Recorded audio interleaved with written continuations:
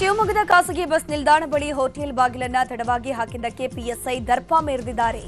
ಸಮಯವಾದರೂ ಯಾಕೆ ಬಾಗಿಲು ಹಾಕಿಲ್ಲ ಅಂತ ಹೋಟೆಲ್ ಕಾರ್ಮಿಕನ ಮೇಲೆ ದೊಡ್ಡಪೇಟೆ ಠಾಣೆಯ ಪಿಎಸ್ಐ ನಾರಾಯಣ ಮಧುಗಿರಿ ಹಲ್ಲೆ ನಡೆಸಿದ್ದಾರೆ. ಕಾರ್ಮಿಕ ವಾಪಸ್ ಮೇಲೆ ಹಲ್ಲೆ ಮಾಡಿದ್ದು ಸಿಸಿಟಿವಿಯಲ್ಲಿ ದೃಶ್ಯ ಸೆರೆಯಾಗಿದೆ. ಗಾಯಗೊಂಡ ಕಾರ್ಮಿಕ ಮೆಗ್ಗಾನ್ ಆಸ್ಪತ್ರೆಗೆ ದಾಖಲಾಗಿ ಚಿಕಿತ್ಸೆ ಪಡೆದಿದ್ದಾನೆ.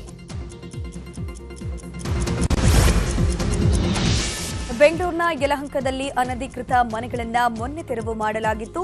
ಕೋಗಿಲು ಕ್ರಾಸ್ ಬಳಿಯ ಫಕೀರ್ ಲೇಔಟ್ನಲ್ಲಿ ಒಟ್ಟು 125 ಮನೆಗಳು ನೆಲಸಮವಾಗಿದ್ದು, ಜಿಬಿಎ ಬುಲ್ಡೋಜರ್ಗೆ ನೂರಾರು ಕುಟುಂಬಗಳು ಬೀದಿಗೆ ಬಿದ್ದಿವೆ. ಸೂರು ಕಳ್ಕೊಂಡು ಜನರು ಕಂಗಾಲಾಗಿದ್ದು, ನೆಲಸಮ ಆಗಿರುವ ಶೆಡ್ ಸಮೀಪವೇ ಕೊರೆವ ಚಳಿಯಲ್ಲಿ ಮಕ್ಕಳೊಂದಿಗೆ ಜನರು ಮಲಗಿದ್ದಾರೆ. 2 ದಿನಗಳಿಂದ ಶೌಚಾಲಯದ ವ್ಯವಸ್ಥೆ ಇಲ್ಲದೆ ನಿವಾಸಿಗಳು ಒದ್ದಾಡ್ತಾ ಇದ್ದಾರೆ. ಘಟನೆ ಬಳಿಕ ಇದುವರೆಗೂ ಅಧಿಕಾರಿಗಳು ಜನಪ್ರತಿನಿಧಿಗಳು ಸ್ಥಳಕ್ಕೆ ಬಂದಿಲ್ಲ. ಹೀಗಾಗಿ ಪಾಲಿಕೆ ಅಧಿಕಾರಿಗಳಿಗೆ ಬಡ ಕುಟುಂಬಗಳು ಹಿಡಿಶಾಪ ಹಾಕ್ತಾ ಇದೆ. ನಮಗೆ ಯಾವುದೇ ನೋಟಿಸ್ ಅನ್ನು ಕೊಟ್ಟಿಲ್ಲ, ಏಕಾಏಕಿ ಬುಲ್ಡೋಜರ್ ತಂದು ನೆಲಸಮ ಮಾಡಿದ್ದಾರೆ, ನಮಗೆ ನಮ್ಮ ಮನೆ ವಾಪಸ್ ಕಟ್ಟಿಕೊಡ್ಬೇಕು ಅಂತ ಜನರು ಪಟ್ಟು ಹಿಡಿದಿದ್ದಾರೆ. ರೌಡಿ ಶೀಟರ್ ಬಿಕ್ಲು ಶಿವ ಕೊಲೆ ಕೇಸ್ನಲ್ಲಿ ಶಾಸಕ ಭೈರತಿ ಬಸವರಾಜ್ಗೆ ಬಂಧನದ ಭೀತಿ ಎದುರಾಗಿದೆ. ಸಿಐಡಿ ಅಧಿಕಾರಿಗಳು 3 ತಂಡಗಳ ಮೂಲಕ ಭೈರತಿ ಬಸವರಾಜ್ಗೆ ತೀವ್ರ ಹುಡುಕಾಟ ನಡೆಸುತ್ತಿದ್ದಾರೆ. ಭೈರತಿಯವರ ಲಾಸ್ಟ್ ಲೊಕೇಶನ್ ಪುಣೆಯಲ್ಲಿ ಸಿಕ್ಕಿತ್ತು. ಮಹಾರಾಷ್ಟ್ರ ಮತ್ತು ಗೋವಾದಲ್ಲಿ ಪೊಲೀಸರು ಹುಡುಕಾಟವನ್ನು ಮುಂದುವರೆಸಿದ್ದಾರೆ. ಭೈರತಿ ಬಸವರಾಜ್ಗೆ ಇಂದು ಲುಕ್ಔಟ್ ನೋಟಿಸ್ ಹೊರಡಿಸಲಿರುವಂತಹ ಸಾಧ್ಯತೆ ಕೂಡ ಇದೆ. ಹಾಗೆಯೇ ಇವತ್ತು ಜನಪ್ರತಿನಿಧಿಗಳ ವಿಶೇಷ ನ್ಯಾಯಾಲಯದಲ್ಲಿ ಭೈರತಿ ಬಸವರಾಜು ನಿರೀಕ್ಷಣಾ ಜಾಮೀನು ಅರ್ಜಿ ವಿಚಾರಣೆ ನಡೆಯಲಿದೆ. ಇದೇ ವಿಚಾರವಾಗಿ ಗೃಹ ಸಚಿವ ಡಾಕ್ಟರ್ ಜಿ ಪರಮೇಶ್ವರ್ ಪ್ರತಿಕ್ರಿಯೆ ಕೊಟ್ಟಿದ್ದಾರೆ. ಕಾನೂನು ಪ್ರಕಾರ ಏನ್ ಕ್ರಮ ಕೈಗೊಳ್ಳಬೇಕು ಅದನ್ನ ಪೊಲೀಸರು ತೆಗೆದುಕೊಳ್ತಾರೆ. ಶೀಘ್ರದಲ್ಲೇ ಅವರನ್ನ ವಶಕ್ಕೆ ಪಡೆಯುವ ಕೆಲಸವನ್ನ ಪೊಲೀಸರು ಮಾಡ್ತಾರೆ ಅಂತ ಹೇಳಿದರು. ನಾಯಕತ್ವ ಗೊಂದಲ ಹೇಳಿಕೆಗಳ ಬಗ್ಗೆ ಎಐಸಿಸಿ ಅಧ್ಯಕ್ಷ ಮಲ್ಲಿಕಾರ್ಜುನ ಖರ್ಗೆ ಫುಲ್ ಗರಂ ಆಗಿದ್ದಾರೆ. ಸಿಎಂ ಡಿಸಿಎಂ ಪ್ರತಿದಿನ ಹೇಳಿಕೆಗಳಿಗೆ ಬೇಸರ ವ್ಯಕ್ತಪಡಿಸಿದ್ದು, ಹೈಕಮಾಂಡ್ನತ್ತ ಬೊಟ್ಟು ಮಾಡ್ತಿರೋದಕ್ಕೆ ಕಿಡಿಕಾರಿದ್ರು. ಗೊಂದಲವನ್ನ ಹೈಕಮಾಂಡ್ ಸೃಷ್ಟಿ ಮಾಡ್ತಿಲ್ಲ, ಎಲ್ಲದಕ್ಕೂ ಹೈಕಮಾಂಡ್ನತ್ತ ಬೊಟ್ಟು ಮಾಡೋದಲ್ಲ, ಲೋಕಲ್ ಲೀಡರ್ಗಳೇ ಎಲ್ಲವನ್ನ ಸೆಟಲ್ ಮಾಡ್ಕೋಬೇಕು. ನನ್ನಿಂದಲೇ ಪಕ್ಷ ಅಧಿಕಾರಕ್ಕೆ ಬಂತು ಅನ್ನೋದು ಸರಿಯಲ್ಲ, ಪಕ್ಷ ಅಂದಮೇಲೆ ಎಲ್ಲರ ಪಾತ್ರವೂ ಇರುತ್ತೆ ಅಂತ ಮಲ್ಲಿಕಾರ್ಜುನ ಖರ್ಗೆ ಹೇಳಿದ್ರು. ಸಿಎಂ ಹುದ್ದೆಗೇರಲು ಡಿಸಿಎಂ ಡಿಕೆ ಶಿವಕುಮಾರ್ ಇನ್ನಿಲ್ಲದ ಕಸರತ್ತು ನಡೆಸುತ್ತಿದ್ದಾರೆ. ಡಿಕೆಶಿ ಟೆಂಪಲ್ ರನ್ ಮೂಲಕ ಪ್ರಾರ್ಥನೆಗೆ ಹೆಚ್ಚು ಒತ್ತನ್ನು ಕೊಡ್ತಾ ಇದ್ದಾರೆ. ಇಂದು ರಾತ್ರಿ ಅಥವಾ ನಾಳೆ ಬೆಳಗ್ಗೆ ಡಿಕೆಶಿ ದೆಹಲಿಗೆ ಪ್ರಯಾಣ ಬೆಳೆಸಲಿದ್ದು, ಹೈಕಮಾಂಡ್ ನಾಯಕರ ಮುಂದೆ ಮನವಿ ಮಾಡೋಕೆ ಪ್ಲಾನ್ ಮಾಡಿಕೊಂಡಿದ್ದಾರೆ. ಇಂದು ಸಿಎಂ ಸಿದ್ದರಾಮಯ್ಯ ಮೈಸೂರಿಗೆ ಪ್ರವಾಸ ಕೈಗೊಳ್ಳಲಿದ್ದಾರೆ. ನಿನ್ನೆ ಮಂಡ್ಯದಲ್ಲಿ ಕಾರ್ಯಕ್ರಮ ಮುಗಿಸಿ ಮೈಸೂರಿನಲ್ಲಿ ವಾಸ್ತವ್ಯ ಹೂಡಿದ್ದಾರೆ. ಇಂದು ಮೈಸೂರಲ್ಲಿ ವಿವಿಧ ಕಾರ್ಯಕ್ರಮದಲ್ಲಿ ಸಿಎಂ ಭಾಗಿಯಾಗ್ತಾರೆ. ಬಳಿಕ ಸ್ಥಳೀಯ ಕಾರ್ಯಕ್ರಮ ಮತ್ತು ಜಿಲ್ಲೆಯ ಅಧಿಕಾರಿಗಳ ಜೊತೆ ಸಭೆ ನಡೆಸಲಿದ್ದಾರೆ. ಮಧ್ಯಾಹ್ನ 12:30 ಸುಮಾರಿಗೆ ಮೈಸೂರಿನಿಂದ ಬೆಂಗಳೂರಿಗೆ ವಾಪಸ್ ಆಗಲಿದ್ದಾರೆ ಸಿಎಂ ಸಿದ್ದರಾಮಯ್ಯ.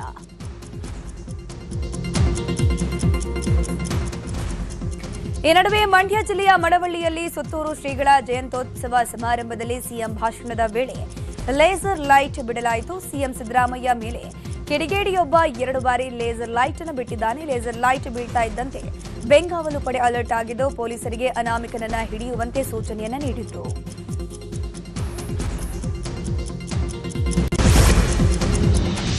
ಗೃಹಲಕ್ಷ್ಮಿ ಹಣದ 24ನೇ ಕಂತಿನ ಹಣ ಬಿಡುಗಡೆಗೆ ಅಪ್ರೂವ್ ಆಗಿದೆ. ಈ ವಾರದಲ್ಲಿ 24ನೇ ಕಂತು ಬಿಡುಗಡೆ ಆಗಲಿದೆ ಅಂತ ಸಚಿವೆ ಲಕ್ಷ್ಮಿ ಹೆಬ್ಬಾಳ್ಕರ್ ಹೇಳಿದ್ದಾರೆ. ಬೆಳಗಾವಿಯಲ್ಲಿ ಮಾತನಾಡಿದ ಅವರು, ಶೀಘ್ರವೇ ಹಣ ಬಿಡುಗಡೆಯಾಗಲಿದೆ ಅಂತಂದ್ರು. ಮುಂದಿನ ವರ್ಷದಿಂದ ಎಲ್ಕೆಜಿಯಿಂದ ದ್ವಿತೀಯ ಪಿಯುಸಿವರೆಗೂ ಪಠ್ಯ ಹಾಗೂ ನೋಟ್ ಪುಸ್ತಕ, ಬಿಸಿಯೂಟ ನೀಡಲಾಗುವುದು ಅಂತ ಶಿಕ್ಷಣ ಸಚಿವ ಮಧು ಬಂಗಾರಪ್ಪ ಹೇಳಿದ್ದಾರೆ. ಕೆಪಿಎಸ್ ಶಾಲೆಯಲ್ಲಿ ಎಲ್ಕೆಜಿಯಿಂದ ದ್ವಿತೀಯ ಪಿಯುಸಿವರೆಗೂ ಒಂದೇ ಕಡೆ ವ್ಯಾಸಂಗ ಮಾಡಬಹುದಾಗಿದೆ. ಇದೇ ಪ್ರಪ್ರಥಮ ಬಾರಿಗೆ ನೋಟ್ ಬುಕ್ ಕೂಡ ನೀಡ್ತಾ ಇದ್ದೀವಿ. ಹಾಗೆಯೇ ಕೆಪಿಎಸ್ ಶಾಲೆಗಳಲ್ಲಿ ಕಡ್ಡಾಯವಾಗಿ ಸಂಗೀತ ಹಾಗೂ ದೈಹಿಕ ಶಿಕ್ಷಕರ ನೇಮಕ ಮಾಡಲಾಗುವುದು ಅಂತಂದ್ರು. ನಾನು ಬಿಜೆಪಿಯ ರಾಜ್ಯಾಧ್ಯಕ್ಷ ಸ್ಥಾನಕ್ಕೆ ಅರ್ಜಿ ಹಾಕಿಲ್ಲ ಅಂತ ಕೇಂದ್ರ ರಾಜ್ಯ ಖಾತೆ ರೈಲ್ವೆ ಸಚಿವ ವಿ ಸೋಮಣ್ಣ ಹೇಳಿದ್ದಾರೆ. ಕೋಲಾರದಲ್ಲಿ ಮಾತನಾಡಿರುವ ಅವರು, ಹೈಕಮಾಂಡ್ ಇದ್ರ ಬಗ್ಗೆ ತೀರ್ಮಾನ ಮಾಡುತ್ತೆ, ನಾನು ಯಾವುದೇ ಹುದ್ದೆಗೆ ಆಸೆ ಪಟ್ಟವನಲ್ಲ, ಪಕ್ಷದ ತೀರ್ಮಾನಕ್ಕೆ ತಲೆ ಬಾಗ್ತೀನಿ ಅಂತ ಹೇಳಿದ್ದಾರೆ. ರಾಮ ಹಿಂದೂ ಅಲ್ಲ ಅನ್ನೋ ಟಿಎಂಸಿ ನಾಯಕ ಮದನ್ ಮಿತ್ರಾ ಹೇಳಿಕೆ ಬಗ್ಗೆ ಕೇಂದ್ರ ಸಚಿವ ಪ್ರಹ್ಲಾದ್ ಜೋಶಿ ವಾಗ್ದಾಳಿ ನಡೆಸಿದ್ದಾರೆ. ಧಾರವಾಡದಲ್ಲಿ ಮಾತನಾಡಿರೋ ಅವರು, ಕಾಂಗ್ರೆಸ್ನ ಫ್ರೆಂಡ್ಲಿ ಪಾರ್ಟಿಗಳಿಗೆ ಹಿಂದೂ ದೇವತೆಗಳನ್ನ ಅಪಮಾನ ಮಾಡೋದು, ಬೈಯೋದು ಇವರಿಗೊಂದು ಫ್ಯಾಷನ್ ಆಗೋಗ್ಬಿಟ್ಟಿದೆ. ಮುಸ್ಲಿಂ ತುಷ್ಟೀಕರಣಕ್ಕಾಗಿ ಮಾತನಾಡ್ತಾರೆ. ಮಮತಾ ಬ್ಯಾನರ್ಜಿ ಅವರ ಮೇಲೆ ಯಾವ ಆಕ್ಷನ್ ತೆಗೆದುಕೊಳ್ತಾರೆ ಅನ್ನೋದು ನನ್ನ ಪ್ರಶ್ನೆ. ಇದು ಅತ್ಯಂತ ನಿಂದನೀಯ. ಏನ್ ಕ್ರಮ ತೆಗೆದುಕೊಳ್ತಾರೆ ಅನ್ನೋದನ್ನ ಸ್ಪಷ್ಟಪಡಿಸಬೇಕು ಅಂತ ಕಿಡಿಕಾರಿದ್ರು. ಬಾಗಲಕೋಟೆ ಜಿಲ್ಲೆಯ ಮುಧೋಳ ತಾಲೂಕಿನ ಒಕ್ಕಲೂತನ ಹುಟ್ಟುವಳಿ ಮಾರಾಟ ಸಹಕಾರಿ ಸಂಘದ ಚುನಾವಣೆಯಲ್ಲಿ ಬಿಜೆಪಿಯ ಬೆಂಬಲಿತ ಪ್ಯಾನೆಲ್ ಜಯಭೇರಿ ಬಾರಿಸಿದೆ. ಒಟ್ಟು 12 ಸ್ಥಾನಗಳ ಪೈಕಿ ಬಿಜೆಪಿ ಬೆಂಬಲಿತ 11 ಅಭ್ಯರ್ಥಿಗಳು ಜಯ ಗಳಿಸಿದ್ದು, ಕಾಂಗ್ರೆಸ್ ಬೆಂಬಲಿತ ಓರ್ವ ಅಭ್ಯರ್ಥಿ ಮಾತ್ರ ಗೆಲುವು ಸಾಧಿಸಿದ್ದಾರೆ. ಕಳೆದ ನವೆಂಬರ್ 23ರಂದು 9 ಸ್ಥಾನಕ್ಕೆ ಚುನಾವಣೆ ನಡೆದಿದ್ದು, ನಿನ್ನೆ ಚುನಾವಣಾ ಫಲಿತಾಂಶ ಹೊರಬಿದ್ದಿದೆ. ಜಿಲ್ಲಾ ಉಸ್ತುವಾರಿ ಸಚಿವ ಆರ್ಬಿ ತಿಮ್ಮಾಪುರ ಅವರ ಸ್ವಕ್ಷೇತ್ರದ ಚುನಾವಣೆಯಲ್ಲಿ ಕಾಂಗ್ರೆಸ್ ಹೀನಾಯವಾಗಿ ಸೋಲನ್ನ ಕಂಡಿದೆ. ಹುಬ್ಬಳ್ಳಿಯಲ್ಲಿ ನಡೆದ ಮಾರ್ಕ್ ಚಿತ್ರದ ಪ್ರೀ ರಿಲೀಸ್ ಇವೆಂಟ್ನಲ್ಲಿ ನಟ ಕಿಚ್ಚ ಸುದೀಪ್ ವಿರೋಧಿಗಳಿಗೆ ಕೌಂಟರ್ ಅನ್ನು ಕೊಟ್ಟಿದ್ದಾರೆ. ಡಿಸೆಂಬರ್ 25ಕ್ಕೆ ಜೋರಾಗಿ ಬಾಗಿಲು ತಟ್ತಿದ್ದೀವಿ, ಕೆಲ ಮಾತು ಹುಬ್ಬಳ್ಳಿಯಲ್ಲಿ ಮಾತನಾಡಿದ್ರೆ ಎಲ್ಲಿ ತಟ್ಟಬೇಕೋ ಅಲ್ಲಿ ತಟ್ಟುತ್ತೆ. ಹೊರಗಡೆ ಒಂದು ಪಡೆ ಯುದ್ಧಕ್ಕೆ ರೆಡಿ ಆಗ್ತಿದೆ, ನಾವು ಯುದ್ಧಕ್ಕೆ ಸಿದ್ಧ, ನಾವು ನಮ್ಮ ಮಾತಿಗೆ ಬದ್ಧ. ಸೈಲೆಂಟ್ ಆಗಿರೋರು ಒಳ್ಳೆಯದೋ ಕೆಟ್ಟದೋ ಗೊತ್ತಿಲ್ಲ. ನನ್ನ ಸ್ನೇಹಿತರು ಚೆನ್ನಾಗಿರ್ಲಿ ಅಂತ ಬಾಯಿ ಮುಚ್ಕೊಂಡಿದ್ದೆ, ಆದ್ರೆ ನನ್ನ ಸಹನೆಯಿಂದ ನಿಮ್ಮ ಮೇಲೆ ಪ್ರಹಾರ ನಡೀತಾ ಇದೆ. ತಡೆಯೋವರೆಗೂ ತಡೀರಿ, ಮಾತನಾಡೋ ಟೈಮಲ್ಲಿ ಮಾತನಾಡಿ ಅಂತ ಹೇಳಿದ್ದಾರೆ. ಈ ಜರ್ನಿಯಲ್ಲಿ 25ಕ್ಕೆ ಥಿಯೇಟ್ರಲ್ಲಿ ಒಂದು ಸಿನಿಮಾ ಬಿಡುಗಡೆ ಆಗುತ್ತೆ, ಆದರೆ ಹೊರಗಡೆ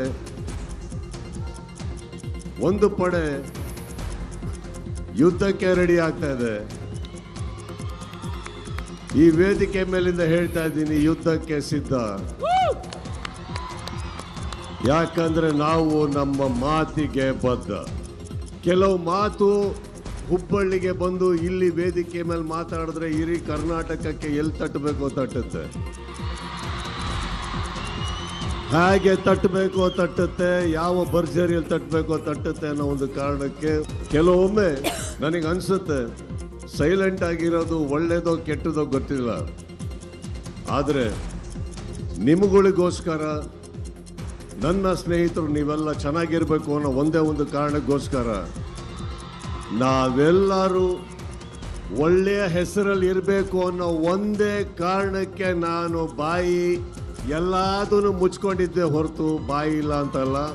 ಬಹಳಷ್ಟು ಕಲ್ಲಿನ ಹೋರಾಟ ನನ್ನಿಂದ, ನನ್ನ ಸಹನೆಯಿಂದ ನಿಮ್ಗಳ ಮೇಲೆ ಬೀಳ್ತಾನೆ ಇರುತ್ತೆ.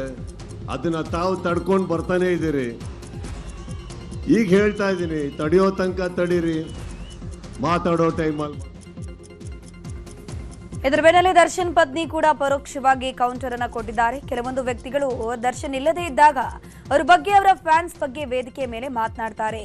ಆದ್ರೆ ದರ್ಶನ್ ಹೊರಗಡೆ ಇದ್ದಾಗ ಇವರೆಲ್ಲ ಬೆಂಗಳೂರಿನಲ್ಲಿ ಇರ್ತಾರಾ ಇಲ್ವಾ ಅನ್ನೋದೇ ಗೊತ್ತಾಗೋದಿಲ್ಲ. ಅಂತವರ ಬಗ್ಗೆ ತಲೆ ಕೆಡಿಸ್ಕೊಳ್ಬಾರ್ದು ಅಂತ ಟಾಂಗ್ ಕೊಟ್ಟಿದ್ದಾರೆ.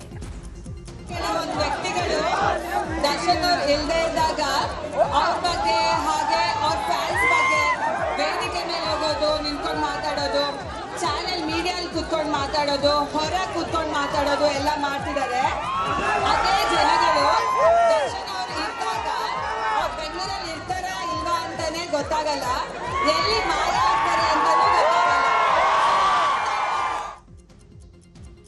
ಈ ನಡುವೆ ಕಾಡಿಗೆ ಒಬ್ಬರೇ ರಾಜ ಎಂದ ಧನ್ವೀರ್ ಜಾಲತಾಣದಲ್ಲಿ ಪೋಸ್ಟ್ ಅನ್ನ ಹಾಕಿದ್ದಾರೆ. ದರ್ಶನ್ ಜೊತೆಗಿನ ಫೋಟೋವನ್ನ ಶೇರ್ ಮಾಡಿದ್ದಾರೆ. ವಿಜಯ್ ಹಾಡಿದ ಹಾಡನ್ನ ಪೋಸ್ಟ್ ಹಾಕಿದ್ದಾರೆ. ಈ ಮೂಲಕ ನಟ ಸುದೀಪ್ಗೆ ಪರೋಕ್ಷವಾಗಿ ಟಾಂಗ್ ನೀಡಿದ್ರ ಎಂಬ ಶಂಕೆ ವ್ಯಕ್ತವಾಗ್ತಾ ಇದೆ. ಕುಕ್ಕೆ ಸುಬ್ರಹ್ಮಣ್ಯ ದೇಗುಲದ ಕಿರುಷಷ್ಠಿ ಆಮಂತ್ರಣ ಪತ್ರಿಕೆಯಲ್ಲಿ ಅನ್ಯ ಮತೀಯರ ಹೆಸರನ್ನ ಸೇರ್ಪಡೆ ಹಿನ್ನೆಲೆ ಇಂದು ಹಿಂದೂಪರ ಸಂಘಟನೆ ಪ್ರತಿಭಟನೆಗೆ ಮುಂದಾಗಿದೆ. ಈ ಬಗ್ಗೆ ಹಿಂದೂ ಜಾಗರಣ ವೇದಿಕೆ ಮುಖಂಡ ಮೋಹನ್ ದಾಸ್ ಕಾಣಿಯೂರು ಮಾತನಾಡಿದ್ದು, ಸರ್ಕಾರದ ಧಾರ್ಮಿಕ ದತ್ತಿ ಇಲಾಖೆಯ ಕಾನೂನು ಮೀರಿ ಆಮಂತ್ರಣ ಪತ್ರಿಕೆ ಸಿದ್ಧಪಡಿಸಲಾಗಿದ್ದು, ಸರಿಪಡಿಸುವಂತೆ ದೇವಸ್ಥಾನದ ಆಡಳಿತಕ್ಕೆ ಮನವಿಯನ್ನ ಮಾಡಿದ್ದೇವೆ. ಆದರೆ ಯಾವುದೇ ಪ್ರತಿಕ್ರಿಯೆ ಬಂದಿಲ್ಲ. ಈ ಹಿನ್ನೆಲೆಯಲ್ಲಿ ಪ್ರತಿಭಟನೆ ಹಮ್ಮಿಕೊಂಡಿದ್ದು, ಏನಾದರೂ ಅನಾಹುತ ಸಂಭವಿಸಿದರೆ ಅದಕ್ಕೆ ಸರ್ಕಾರವೇ ನೇರ ಹೊಣೆ ಅಂತ ಎಚ್ಚರಿಕೆ ನೀಡಿದ್ದಾರೆ. ಮಲೆ ಮಹದೇಶ್ವರ ಬೆಟ್ಟದಲ್ಲಿ ಹಿಟಾಚಿ ಬಕೆಟ್ನಲ್ಲಿ ಕೂತು ರೀಲ್ಸ್ ಮಾಡಿದ ಮಹಿಳೆ ಹಾಗೂ ಡ್ರೈವರ್ ವಿರುದ್ಧ ಮಹದೇಶ್ವರ ಬೆಟ್ಟ ಪೊಲೀಸ್ ಠಾಣೆಯಲ್ಲಿ ಪ್ರಕರಣ ದಾಖಲಾಗಿದೆ. ಇತ್ತೀಚೆಗೆ ಮಹಿಳೆಯೊಬ್ಬರು ಹಿಟಾಚಿ ಬಕೆಟ್ನಲ್ಲಿ ಕುಳಿತು 108 ಅಡಿ ಎತ್ತರದ ಮಹದೇಶ್ವರ ಪ್ರತಿಮೆಯನ್ನ ದರ್ಶನ ಮಾಡೋಕೆ ರೀಲ್ಸ್ ನ ಮಾಡಿದ್ರು. ಇದೀಗ ಮಹಿಳೆ ಹಾಗೂ ಹಿಟಾಚಿ ಡ್ರೈವರ್ ಮುಖೇಶ್ ವಿರುದ್ಧ ಬಿಎನ್ಎಸ್ ಕಾಯ್ದೆ 125 ಹಾಗೂ GU 281 ರ ಅಡಿಯಲ್ಲಿ ಅನ್ವಯ ಪ್ರಕರಣ ದಾಖಲಾಗಿದೆ.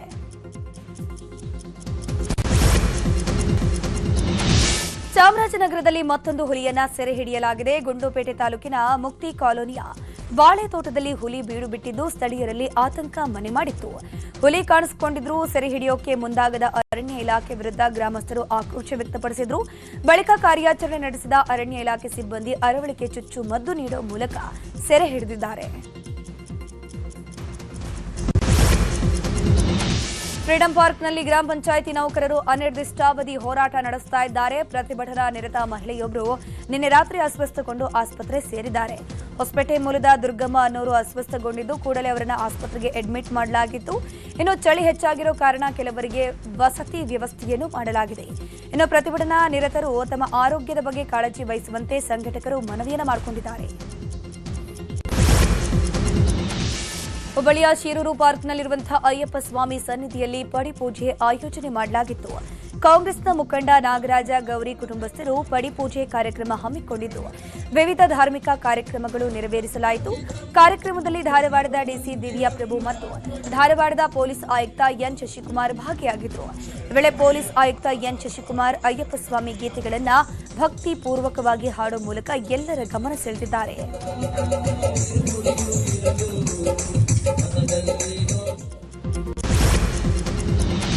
ಭಾರೀ ವಿರೋಧದ ನಡುವೆ ಲೋಕಸಭೆ ರಾಜ್ಯಸಭೆ ಎರಡರಲ್ಲೂ ಅಂಗೀಕರಿಸಲಾಗಿರುವಂತಹ ರೋಜ್ಗಾರ್ ಮತ್ತು ಆಜೀವಿಕಾ ಮಿಷನ್ ಮಸೂದೆಗೆ ರಾಷ್ಟ್ರಪತಿಗಳ ಅಂಕಿತ ಬಿದ್ದಿದೆ. ಮನ್ರೇಗಾ ಯೋಜನೆಯನ್ನ ವಿಕಸಿತ ಭಾರತ್ ಜಿ ರಾಮ್ ಜಿ ಎಂದು ಮರುನಾಮಕರಣಕ್ಕೆ ಕಾಂಗ್ರೆಸ್ ಸೇರಿದಂತೆ ವಿಪಕ್ಷಗಳಿಂದ ತೀವ್ರ ವಿರೋಧ ವ್ಯಕ್ತವಾಗಿತ್ತು. ವಿರೋಧದ ಮಧ್ಯೆಯೇ ಜಿ ರಾಮ್ ಜಿ ಮಸೂದೆಗೆ ರಾಷ್ಟ್ರಪತಿ ಅಂಕಿತ ಬಿದ್ದಿದ್ದು ಕಾಯ್ದೆಯ ರೂಪ ಪಡೆದುಕೊಂಡಿದೆ. 2005ರಲ್ಲಿ ಯುಪಿಎ ಸರ್ಕಾರ ಜಾರಿಗೆ ತಂದಿದ್ದ ಮನ್ರೇಗಾ ಯೋಜನೆಯನ್ನ ಈಗ ಮೋದಿ ಸರ್ಕಾರ ವಿಬಿಜಿ ರಾಮ್ ಜಿ ಎಂದು ಬದಲಾಯಿಸಿದೆ. ಈ ಯೋಜನೆ ಅಡಿಯಲ್ಲಿ ಗ್ರಾಮೀಣ ಭಾಗದಲ್ಲಿ 125 ದಿನಗಳ ಕಾಲ ಉದ್ಯೋಗ ಖಾತ್ರಿ ನೀಡಲಾಗುತ್ತೆ. ಮಹಾರಾಷ್ಟ್ರ ಸ್ಥಳೀಯ ಸಂಸ್ಥೆ ಚುನಾವಣೆಯಲ್ಲಿ ಬಿಜೆಪಿ ನೇತೃತ್ವದ ಮಹಾಯುತಿ ಮೈತ್ರಿಕೂಟ ಅತಿ ದೊಡ್ಡ ಪಕ್ಷವಾಗಿ ಹೊರಹೊಮ್ಮಿದೆ. 200ಕ್ಕೂ ಹೆಚ್ಚು ಸ್ಥಾನಗಳಲ್ಲಿ ಮುನ್ನಡೆ ಸಾಧಿಸಿದೆ. ಈ ಪೈಕಿ 129 ಸ್ಥಾನಗಳಲ್ಲಿ ಬಿಜೆಪಿ ಮುನ್ನಡೆ ಪಡೆದುಕೊಂಡಿದೆ. ಕಾಂಗ್ರೆಸ್ ಸೇರಿದಂತೆ ಮಹಾವಿಕಾಸ್ ಅಘಾಡಿ ಮೈತ್ರಿಕೂಟ ತೀವ್ರ ಹಿನ್ನಡೆಯನ್ನ ಕಂಡಿದೆ. 288 ಮುನ್ಸಿಪಲ್ ಕಾರ್ಪೊರೇಷನ್, ನಗರ ಪಂಚಾಯಿತಿ ಸೇರಿದಂತೆ ಸ್ಥಳೀಯ ಸಂಸ್ಥೆಗಳಿಗೆ ಚುನಾವಣೆ ನಡೆದಿತ್ತು. ಈ ಪೈಕಿ 250 ಸ್ಥಾನಗಳಲ್ಲಿ ಬಿಜೆಪಿ ನೇತೃತ್ವದ ಮಹಾಯುತಿ ಮುನ್ನಡೆಯನ್ನು ಸಾಧಿಸಿದೆ. ಡಿಸೆಂಬರ್ 26ರಿಂದ ಭಾರತೀಯ ರೈಲ್ವೆ ಇಲಾಖೆ ಪ್ರಯಾಣ ದರ ಪರಿಷ್ಕರಿಸೋಕೆ ನಿರ್ಧಾರವನ್ನು ಮಾಡಿದೆ.